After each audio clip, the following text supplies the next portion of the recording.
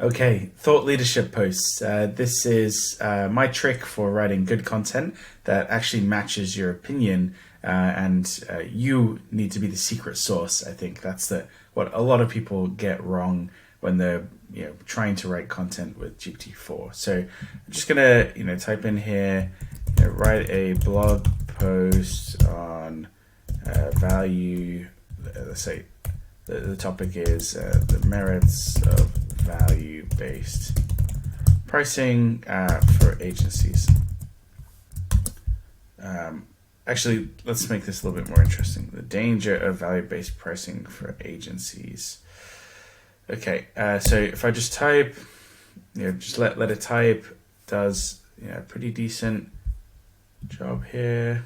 So it's just writing this out. And what you're going to get is basically the average of the internet, right? So I'm just going to stop this here because I don't need it to write the whole thing. But this is what a lot of people do. GPT-4 is really good at this, but it's saying it's increasingly popular. It seems like win-win scenario. However, value-based pricing can also present significant risks, right? So financial stability, client relationships, etc. Right? Difficulty in estimating value. So it's picked up on some interesting things, but I would say that a lot of people complain about the writing here because it's kind of dull sometimes, and actually a little bit too perfect and comprehensive, right? So how do you make it more like your own voice? How do you make it more interesting? So this is my sequence of prompts. I'm just going to start a new chat. I'm going to go GPT-4, and you need the browse model, so browse with Bing. If you don't have that, you can turn it on in settings. All right, so the first thing I'm going to put in here is please look up topic and then provide a summary. So I'm going to say the dangers of value-based pricing in agencies. And I'm choosing this topic because it's something I know very well. I used to run an agency and we did test value-based pricing. Okay. So now it's going to browse the web, and the reason why we're doing the browse first is I found that it tends to hallucinate when it doesn't have at least a summary of what value-based pricing is, right? And I'd say it becomes less comprehensive if all you do is take your opinion. I also find that having the summary to look at first really helps you in the next section where we're going to actually ask GPT-4 to interview us. So we're starting with this. It's coming back with a few drawbacks, a few different things. Actually, if you want to see what it's doing, I found this Forbes article, found this price effects article. So if we wanted to actually dig into this, we could look at those. And sometimes I do while I'm waiting for it. We're just gonna wait for this to finish thinking. It's clicking on links, it's reading. So hopefully it'll be done in a second. One thing I would say is that the browse model is sometimes a little bit funny, like it still has clicks fail, that sort of thing. Okay, so it's looked at 3 different articles, done some comprehensive research here. So we'll see what it comes back with. Here we go. Now it's finished. So let's see what it's coming back with. Difficulty in evaluation. Yeah, that's important for sure. Implementation costs. It can be costly to implement because the perceived value of the service needs to be strong. So actually, so if you don't know about value-based pricing, it's where instead of saying I want to charge whatever it costs me to deliver the service plus 10%, plus 20%. Value-based pricing is I'm going to charge whatever the value of the service is, even if that's significantly more than than the cost. So if you're doing a big, if you're churning out logos for small businesses, you might do cost plus and say I'll charge you 30% margin. But if you're doing like a logo for Nike, it might do value-based pricing. You might say, even though this took me 10 minutes, it actually really took me a lifetime to be this good, and therefore a new logo for you is going to be worth like $50 million. I'm going to charge you $5 million, right? So you get 1/10. I'm only charging 1/10 of the value. But for me, it only took 15 minutes, so I'm getting a huge margin. Cool. So the problem here, so a lot of people talk about value-based pricing as if it's a holy grail. And of course you should charge more, like of course you should try to, but there are some issues. And GPT-4 has done a good job of finding these. Implementation costs are difficult, hard to evaluate what the value is. And there's also ongoing effort. So that's something we found as well. It's all right with the first contract, but then over time they expect more and more value, and it gets harder to deliver. There's also overpricing and underpricing. You could actually charge too little because they estimate the value as being less than what it actually costs to deliver. I think that's why accountants and lawyers charge hourly, because people always expect that accounts will take less time than they do. And people always expect that legal cases will be settled quicker than they actually are. So I think that's in situations where perceived value is lower, or the expected value is lower, then hourly pricing might be much better. And then same thing with the fifth one, limited applicability. It's not always suitable for every business. Actually, one thing we found was when we were working with really big businesses, Fortune 500 companies, they just didn't let us get away with it. We had to quote the hourly rate for everyone working on the project. Otherwise, they would have said no, and we wouldn't have been able to pass procurement. Okay, cool. So, but that's what GPT-4 is going to ask us. So the next prompt, and I'm just going to bring up my prompts here. The next prompt is, ask me 5 interview questions on the topic. All right, so and the topic is the dangers of value-based pricing in agencies. And now I'm just going to relay, some of the things I just told you when we were talking. So the goal of this, this is really the meat of the technique I'm using here. We are trying to get my professional opinion on these things, my shared experiences. I think people use ChatGPT the wrong way around. ChatGPT is an incredible editor. It's a really good writer, but it doesn't have life experiences. It's a computer. All right? I have life experiences, and I want to talk about those things, but I never have the time. So if I can just be interviewed, and we're going to do this in a few minutes, then ChatGPT can write it up as a professional post. That saves me a lot of time. It's basically what ghostwriting is, right? That's what ghostwriters do. A lot of really popular social media accounts and blogs, especially if it's the founder talking, like the founder doesn't really have that much time to write that stuff. They get interviewed, and then the interview notes get turned into a blog post by a professional writer. Cool. So it's asking me a few different things. I'm just going to give really brief answers. Normally I would give a bit more in-depth answers because I actually really enjoy talking about my experience, but and I think actually it might be even better if you could just talk back and forth. So if you're using the the OpenAI app for iOS, you can actually do that, or if you're using Google Bard for this, you could do that. Cool. So can you share a specific instance in your professional experience where value-based pricing strategy posed challenges for your agency? So I'm going to say one is yes, we used to sell tracking implementation, and we always underpriced when using value-based pricing because customers expected tracking would be easier than it actually is. Cool. All right. In your view, are there any particular types of agencies or sectors where value-based pricing is more dangerous or less appropriate? Yeah, I would say, sectors where the value is, or the perceived value is high, or the perceived value is higher than the actual cost, will get away with it, especially if they have a monopoly. If you don't have a well-known brand name or other people can do what you do, then you'll have to charge market rate. Monopoly profits only accrue to monopolists, right? Given the potential dangers of value-based pricing, why do you think agencies prefer this approach?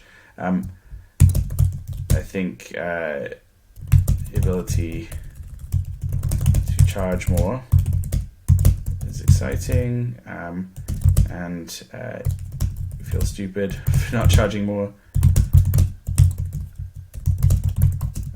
There are also a lot of gurus out there who haven't actually run scaled agencies and talk a lot about this stuff.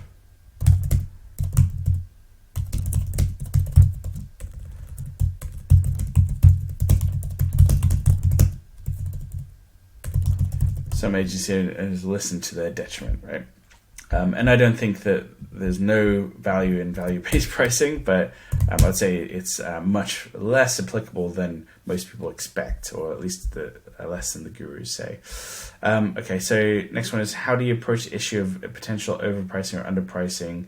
I would say the way we did it was, make sure your costs are covered, and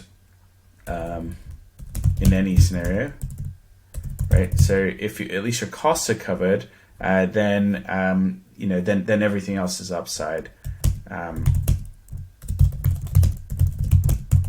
Okay. I would say also try to differentiate your service so that the perceived value is higher and there's less of a market to compare you to, right? If if they want to work with someone who does Facebook ads, that's one thing. But if you're someone specifically who's done Facebook ads for Uber before, and this is Lyft calling, right? If you're the person who used to run it for Uber, you're going to be able to command a lot of money from someone like Lyft, right? In their minds, there is no other person, right? Nobody else is available. That their market is one person, and that's you. So you can set the market price. If you're just doing generic Facebook ads, you can't, right? Cool. And then number 5, it's getting hard to read this, so I'm just gonna copy this, get rid of it, and I've just pressed Control X to cut it. It's a little bit of a UX issue. From your perspective, how can agencies mitigate the risks associated with value-based pricing? I would say that's probably the same. So same answer as above. I don't want to hold you guys up. Okay, cool. All right, so there we go. It's now summarizing what I've talked about, which is good. I think this is actually pretty helpful just in general. I find that if someone asks me, hey, what do you think about value-based pricing? I find I can talk a little bit about it, but even just going through these ChatGPT generated interview questions really gets me interested in the topic again. It makes me think, oh yeah, I have done this before. This is interesting, right? Cool. So now we have the summary, and we have the summary that's from everyone else's opinion, and then we have my specific opinion. So the next prompt is to generate the outline and the title. All right, so let's do this. And I'm just going to grab the topic.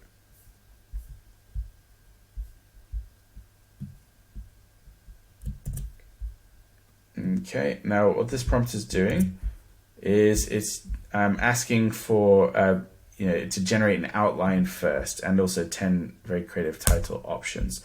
Now, the reason why we don't just say write the post is that, two reasons. One is it tends to not be as coherent. It starts writing and it stops, and then when you ask it to write again, it writes and kind of starts to duplicate old stuff. 2 is you want the post to be relatively comprehensive and cover all the bases. But then, I would say that this is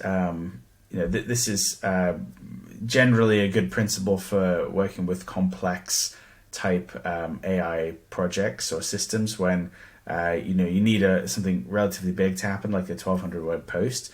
In general, use the least to most principle. So start with the smallest thing, like the topic, and then expand out to the next smallest thing, which is the outline. And then you can kind of write each section in the outline. And then you have the outline, then you can kind of write the conclusion. And then from the whole post, then you can kind of write out like all the other promotional stuff. Okay, cool. So I'm just going to check the outline. So it's saying understanding value-based pricing, appeal of value-based pricing, real-world challenges, a case study. Okay. And then dangers of value-based pricing, sector-specific considerations, mitigating the risks of value-based pricing. I would say this looks fine to me. And then in terms of creative title options, here we go. Navigating the pricey waters, I like that. It's funny. Between perception and reality, the hidden dangers of value-based pricing. I like that. Number 10. Title number 10. And you could actually just come back and say, actually I want it to be something else. But I find this really helps me come up with a few different ideas. I really like number 1 as well. Golden Goose or Hidden Trap. Yeah, there's some really creative stuff in here. Cool. And then I'm happy with the outline. And I'm happy with the outline. Cool. All right. So now the next prompt is write me one section at a time, incorporate my feedback for the next section. All right. And then let's see what it comes back with. Now, the reason why you want to do this and kind of get it, at least 2 paragraphs per section is that I find when you tell it to write it all in one run, what happens is you end up being in a situation where it gives you just like 1 paragraph per section, and it doesn't end up being long enough. Then also the other thing I find is that it's not that comprehensive. It's not that interesting. Cool. So the introduction is the most important thing. So stirs debate, lucrative rewards, it's alluring. Yeah, okay. It's not that simple. Okay. Attractive facade lie a host of dangers. I love that. Nightmarish reality. This is really cool. Maybe just say mention in here that I'll be sharing my experiences with Ladder, the 50-person agency I founded. Say marketing agency. Cool, and it's just going to rewrite it. So this is one of the real benefits of ChatGPT.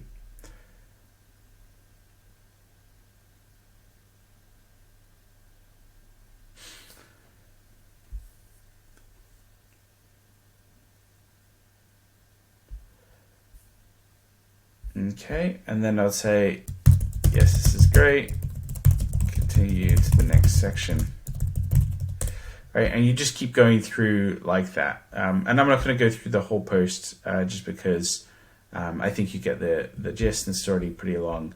Now, the next thing you want to do is you actually kind of want to get it rewritten in a new style, right? So first thing we're going to do is, I've actually run this prompt before, but briefly describe the writing style of Harry Dry from marketingexamples.com in bullet points. Now, this is unbundling, right? If you haven't seen that lecture, we have that elsewhere in the course. But essentially what I'm trying to do here is get an understanding of what style I want this written in. And the one that I like is this style of Harry Dry from Marketing Examples. And it actually knows who this person is. If you want to kind of learn from a style that that it doesn't know about, then you can actually just post in a bunch of someone's writing or your own writing, and then ask for a similar style.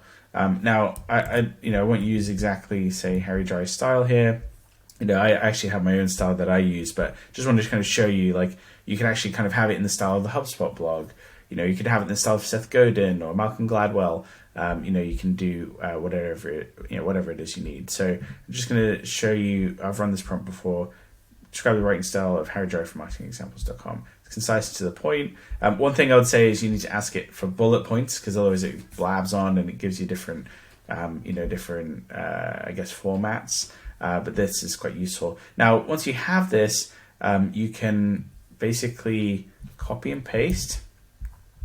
And then we're going back to here. So I have the first two sections. I'm just going to do this. And you say, I'm just going to paste in this style. Actually, let me just paste. I want to copy it with all the bullet points. So let me just find that. Okay, if I copy here, it brings the bullet points with it. So yeah, here we go.